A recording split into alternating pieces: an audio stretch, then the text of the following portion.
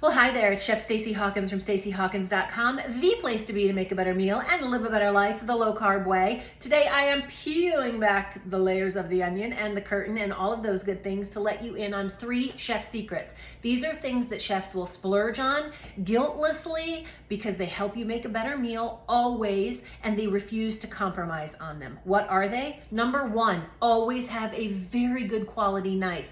This one happens to be Japanese, but I love it for lots of different reasons.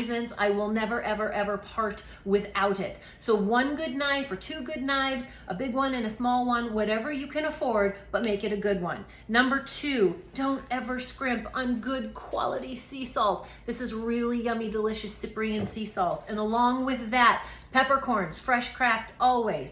Last but not least, good quality olive oil. Make it extra virgin. Use it for salads and toppings. Use those other high heat oils for cooking. But if you stick with those 3 things, it'll help you make a better meal and live a better life always.